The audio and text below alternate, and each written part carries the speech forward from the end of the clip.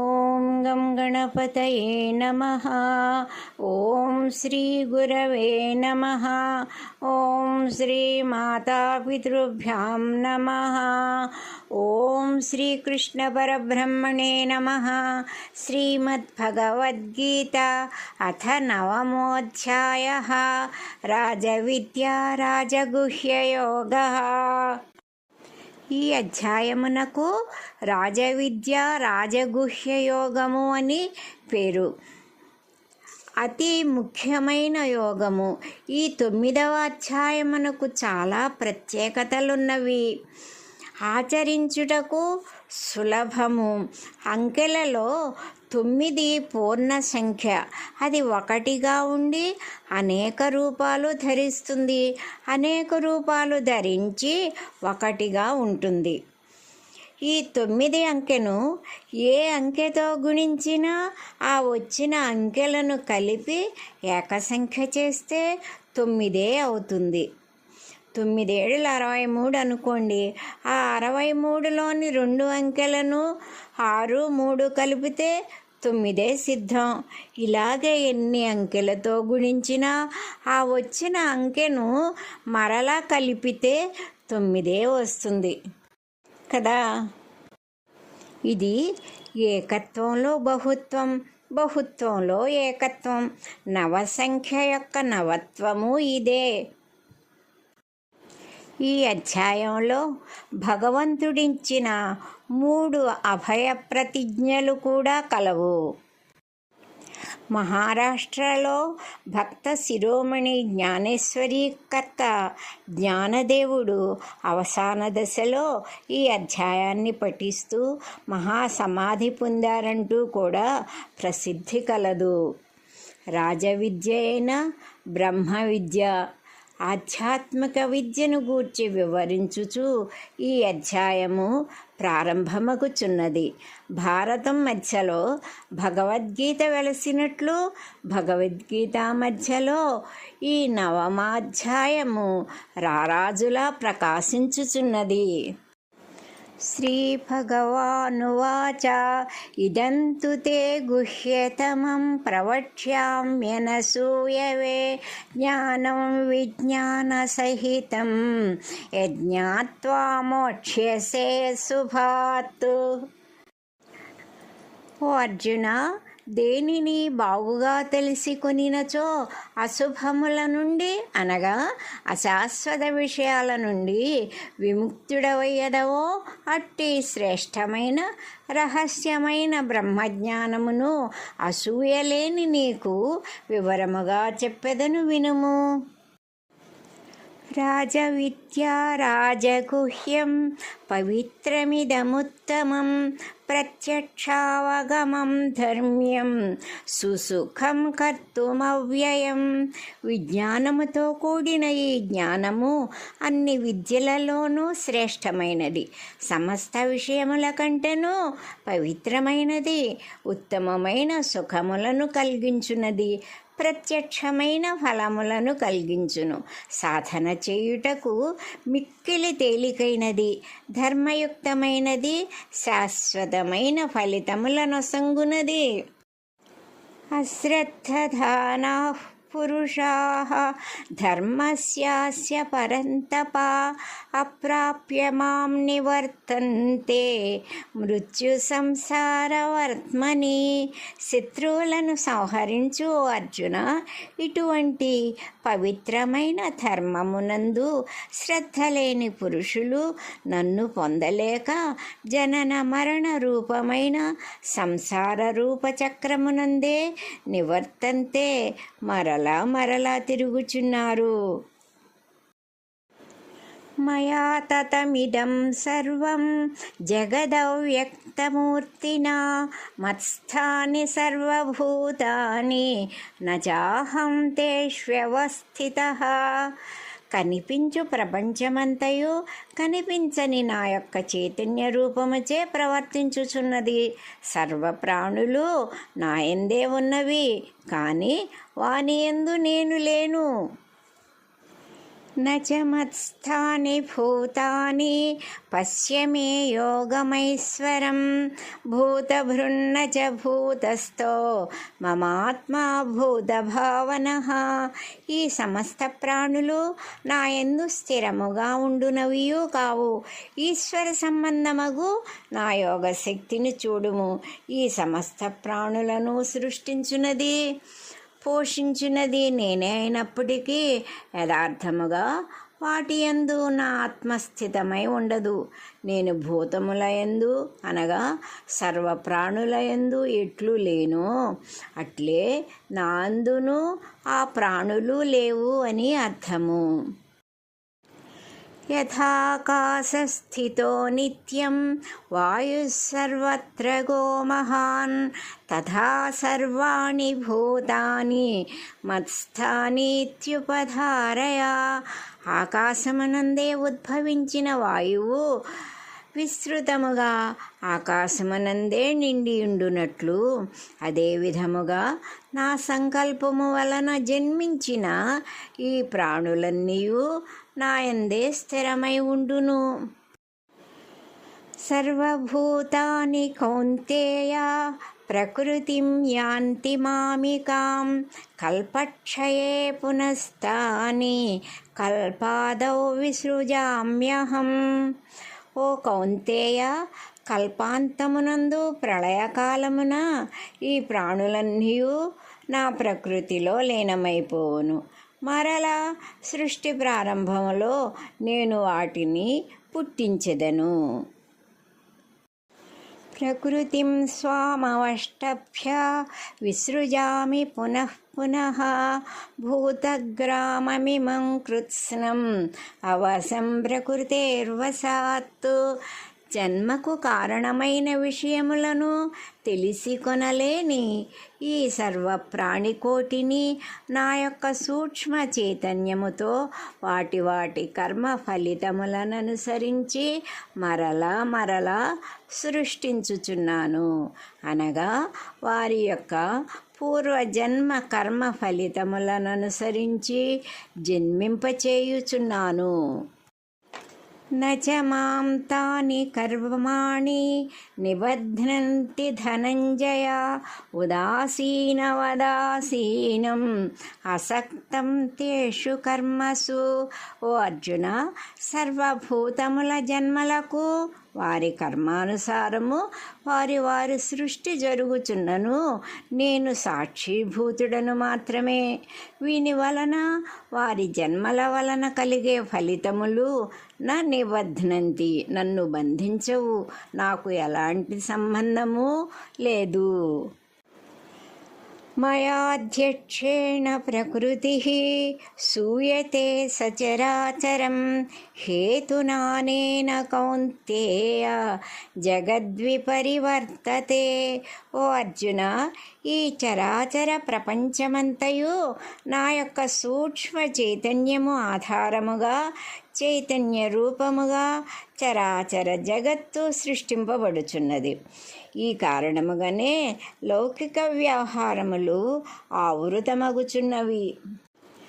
అవజానంతి మాం మూఢాః మానుషీం తనుమాశ్రితం పరం భావమజానంతః మమ భూతమహేశ్వరం.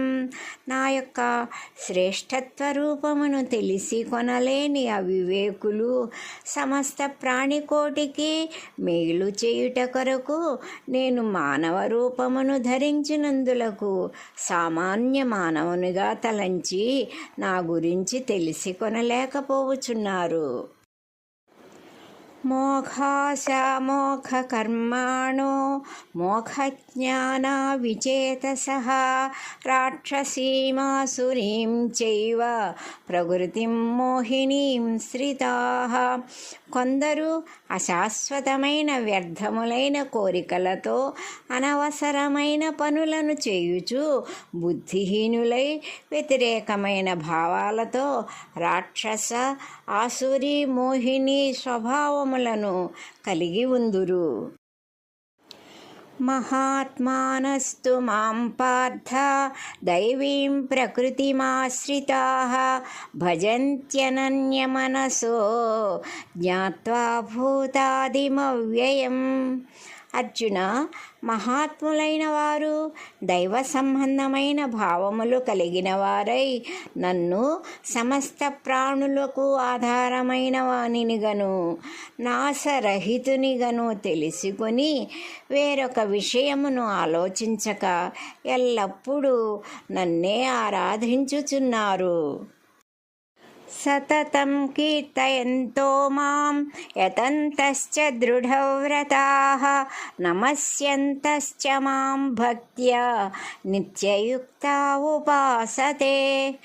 దృఢమైన మనస్సు కలిగిన భక్తులు ఎల్లప్పుడూ నన్నే కీర్తించుచు నా అనుగ్రహము కొరకు ప్రయత్నించుచు నన్ను గూర్చి నమస్కరించుచు అనన్యమైన భక్తితో నా ధ్యానమందే నిమగ్నమై నన్ను సేవించుచుందురు. జ్ఞానయజ్ఞేన చాప్యన్యే యజంతో మాముపాసతే ఏకత్వేన పృథక్త్వేన బహుధా విశ్వతోముఖం.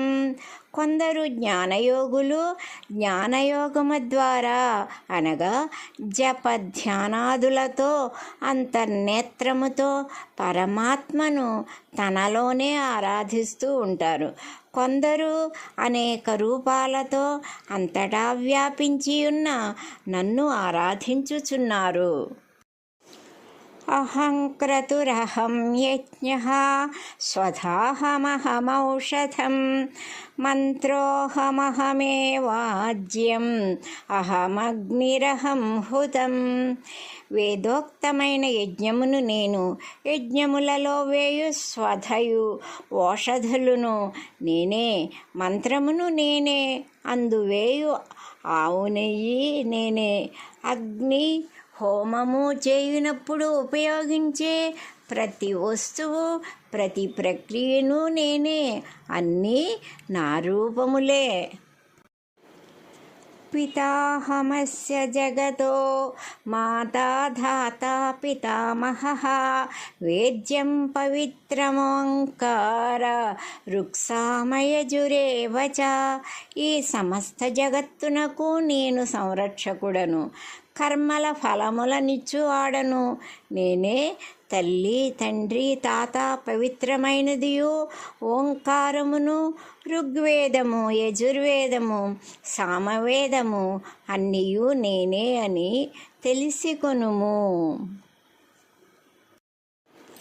గతిర్భర్త ప్రభుః సాక్షి నివాసః శరణం సుహృత్ ప్రభవః ప్రళయస్థానం నిధానం బీజమవ్యయం. పరమాత్మ స్థానమును, ఈ సృష్టి అంతటినీ పోషించువాడను, అందరకు ప్రభువును, అందరి జీవితాలకు సాక్షిభూతుడను నేనే. సర్వ ప్రాణికోటికి స్థానమైన వాడను, శరణు పొందదగిన వాడను, పుట్టుక లయములకు కారణమైన వాడను, స్నేహితుడను, అందరకు నేను నిధి వంటి వాడను, నాశనము లేని మూలపురుషుడను నేనే. ఒక వ్యక్తిని మనము అభిమానించాలన్నా గౌరవించాలన్నా 1-2 ప్రత్యేకతలుంటే చాలు, ఎన్నో పాదాభివందనాలు చేస్తాము. సర్వ ప్రాణికోటికి ఆధారమైన ఆ భగవానుని మనం ఎంత ఆరాధించాలో చెప్పండి.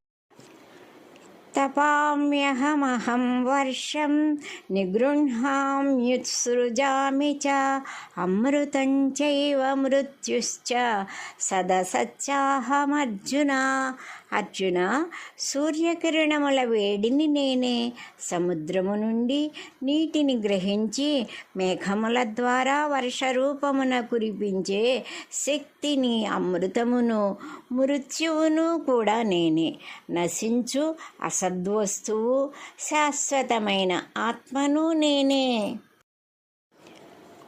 त्रैविद्या मां सोमपाः पूतपापाः यज्ञैरिष्ट्वा स्वर्गतिं प्रार्थयन्ते ते पुण्यमासाद्य सुरेन्द्रलोकम् अश्नन्ति दिव्यान् दिवि देवभोगान्. ఋగ్వేదము, యజుర్వేదము, సామవేదముల సారాంశము తెలుసుకుని ఫలితములను ఆశించుచు యజ్ఞములను చేసిన వారు, సోమరసపానము చేసిన వారును లౌకికమైన కొన్ని రుణముల నుండి విముక్తులై, అంటే పాపములను పోగొట్టుకుని పవిత్రులై స్వర్గప్రాప్తిని కోరిన వారు పుణ్యవశమున స్వర్గలోకమును పొందెదరు. అక్కడ దివ్యములైన దేవతలు అనుభవించే స్వర్గ సుఖములు అనుభవిస్తూ ఉంటారు. ते तं भुक्त्वा स्वर्गलोकं विशालं क्षीणे पुण्ये मध्यलोकं विशन्ति एवं त्रयी धर्ममनुप्रपन्नाः गतागतं कामकामा लभन्ते. వారు పుణ్యవశమున స్వర్గ సుఖాలను అనుభవించి సంపాదించిన పుణ్యఫలము అయిపోగానే మరలా భూలోకంలో జన్మిస్తారు. ఈ విధముగా వేదములందు చెప్పబడిన విధముగా కర్మలను ఆచరించుచు జనన మరణములను పొందుచు భూలోక స్వర్గలోకములకు రాకపోకలు జరుపుతూ ఉంటారు. అనన్యాశ్చింతయంతో మాం ఏ జనాః పర్యుపాసతే తేషాం నిత్యాభియుక్తానాం యోగక్షేమం వహామ్యహం. నిష్కాములైన అనన్య భక్తులకు భగవంతుడు హామీ ఇచ్చిన శ్లోకం ఇది. పరమాత్మనైన నన్ను ఎల్లప్పుడూ నిష్కామ భక్తి భావముతో ఆరాధించు వారి యోగక్షేమములను నేను వహించుచున్నాను, వారిని నేను రక్షించుచున్నాను. లభించని వస్తువు లభించుటను యోగము అనియు, లభించిన వస్తువును రక్షించుట క్షేమమనియు అందురు.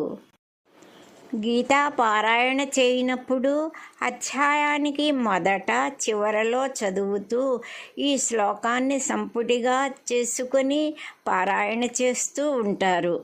ఇది ఒక మంత్రములా జపించినట్లయితే ఎంతో పుణ్యము, జ్ఞానము కూడా కలుగుతుంది.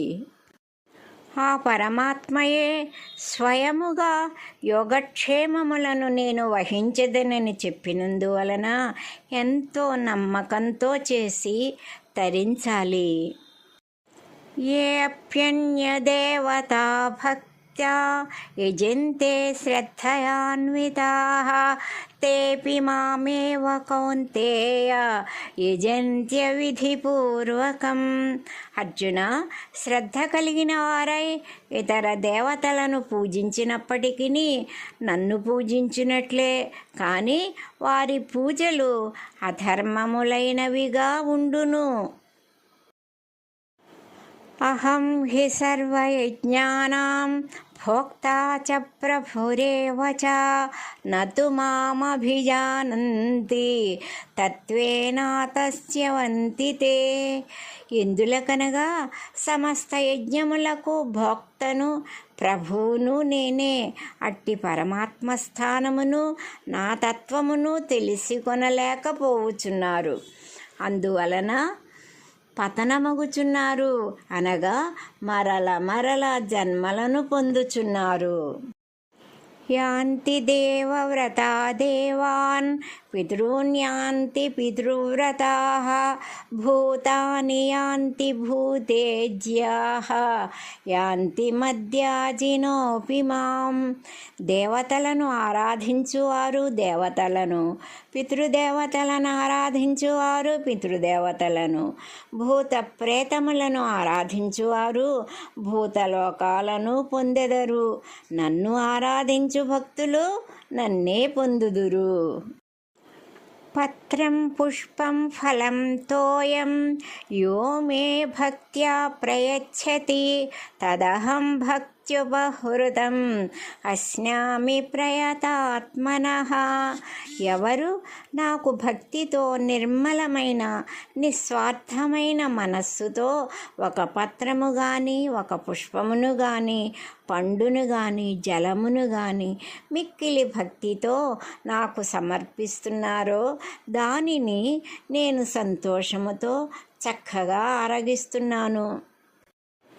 భగవానుని అనుగ్రహాన్ని కోరేవారు ఎలాంటి ఆడంబరాలు, అహంకారాలు, ఆర్భాటాలు చేయకుండా నిశ్చలమైన, నిర్మలమైన, నిస్వార్థమైన భక్తిని అలవాటు చేసుకోవాలి అనే విషయాన్ని మనం గ్రహించాలి.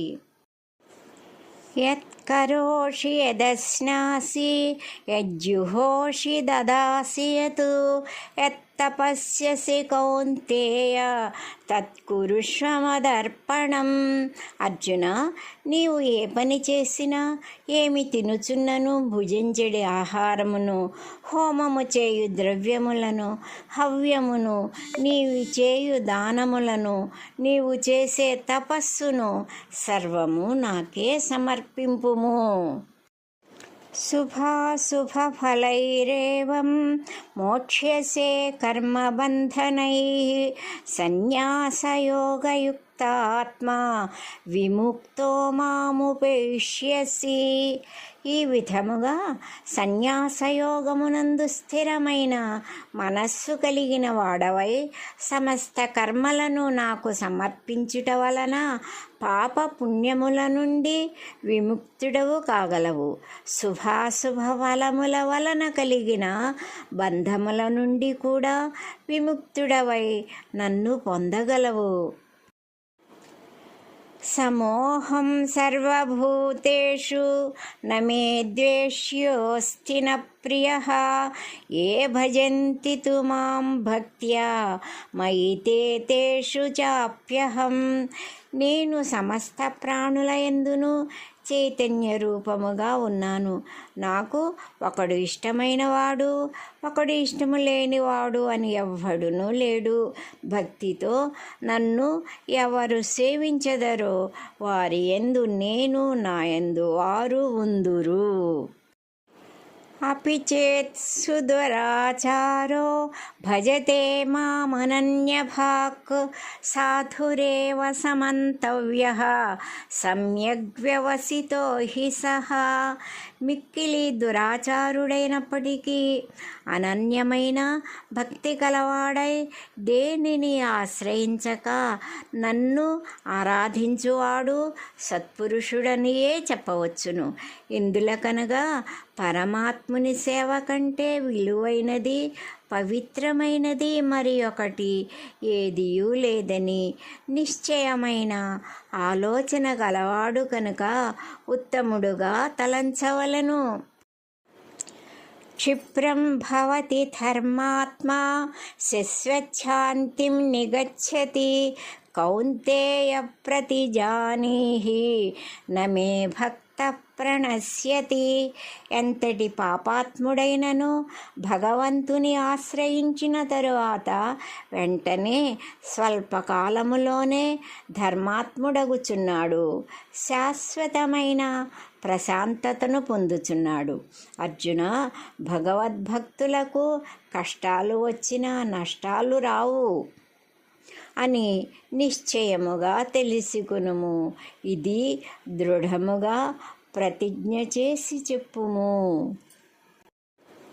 నమే భక్త ప్రణశ్యతి అనే విషయమును ప్రతిజ్ఞ చేసి చెప్పుము అని భగవానుడే చెప్పుచున్నాడు కనుక భక్తులందరూ ఎలాంటి సందేహము లేకుండా భగవానుని ఆరాధించి తరించగలగాలి. మాం హి పార్థ వ్యపాశ్రిత్య ఏపి స్యుః పాపయోనయః స్త్రియో వైశ్యాస్తథా శూద్రాః తేపి యాంతి పరాం గతిం. ఓ అర్జున, నీచ జన్మలో జన్మించిన వారైనప్పటికీ, స్త్రీలు, వైశ్యులు, శూద్రులైనప్పటికీ నన్ను సేవించినచో ఉత్తమమైన గతినే పొందుదురు. ఎంత అపవిత్రమైన సంస్కారములతో జన్మించినప్పటికీ నన్ను శరణు పొందినచో పవిత్రమైన గతినే పొందుదురు. కిం పునర్బ్రాహ్మణాః పుణ్యాః భక్తా రాజర్షయస్తథా అనిత్యమసుఖం లోకం ఇమం ప్రాప్య భజస్వ మాం. పై శ్లోకములో స్త్రియో వైశ్యాస్తథా శూద్రాః పాపయోనయః అని చెప్పబడింది. ఆ విషయాన్ని అనుసరించి చెప్పుచున్నాడు. పుణ్యాత్ములైన బ్రాహ్మణులు, రాజర్షుల విషయములో వేరుగా చెప్పవలసిన పని లేదు. వీరు తప్పకుండా మోక్షాన్ని పొందగలరు కనుక అశాశ్వతమైనట్టి, ఏ మాత్రము సుఖము లేనట్టి, మాయామోహములతో కూడినదైనప్పటికీ ఈ మానవ జన్మను పొందినందులకు నన్ను ఆరాధింపుము, నన్నే సేవింపుము. మన్మనాభవ మద్భక్తో మద్యాజీ మాం నమస్కురు, మామే వైష్యసి యుక్తైవం ఆత్మానం మత్పరాయణః. నాయందే నీ మనస్సును నిలిపి నాకు భక్తుడుగా ఉండి నన్నే పూజించుచు నాకు నమస్కరించుము. ఈ విధముగా మనస్సును నాయందే నిలిపి నన్నే పరమగతిగా ఆరాధించినచో నన్నే పొందగలవు. శాశ్వతుడైన పరమాత్మను ఆశ్రయిస్తే స్థిరత్వాన్ని పొందుతాము అనే విషయాన్ని చెప్పుటకు శాస్త్రములో చెప్పిన విషయం. తిరగలిలో పిండి విసురుచున్నప్పుడు మధ్యలో ఉన్న పిడికిలి దగ్గర ఉన్న గింజలు నలుగవు. ఎందుకు పిండి అవ్వలేదంటే స్థిరమైన పిడికిలి దగ్గరగా ఉంటాయి కనుక వాటికి చలనం ఉండదు. కానీ ప్రక్కనున్న గింజలు తిరుగుచున్న తిరగలిరాయి కింద పడి నామరూపాలు లేకుండా పోతున్నాయి. అదేవిధంగా పరమాత్ముని ఆశ్రయించిన ప్రాణులు జనన మరణములు లేకుండా శాశ్వత స్థితిని పొందుతాయి అనే విషయం ఈ శ్లోకంలో చక్కగా చెప్పబడింది. భవదుఃఖకరండేన పిష్వంతే సర్వమానవాః దుఃఖముక్తః సదానందః కృష్ణభక్తో హి కేవలః. భవబంధములనే తిరగలిలో పడి సర్వమానవులు నలిగిపోతున్నారు. కృష్ణ భక్తులు దుఃఖములను పోగొట్టుకొనిన వారై ఎల్లప్పుడూ ఆనందమును పొందుచున్నారు అని మన శాస్త్రాలు అతి వ్యావహారిక విషయముతో ఎంతో చక్కగా వివరించాయి. ఓం తత్సదితి. శ్రీమద్భగవద్గీతాసు ఉపనిషత్సు బ్రహ్మ విద్యాయాం యోగశాస్త్రే శ్రీకృష్ణార్జున సంవాదే రాజవిద్యా రాజగుహ్యయోగో నామ నవమోऽధ్యాయః. హరి ఓం.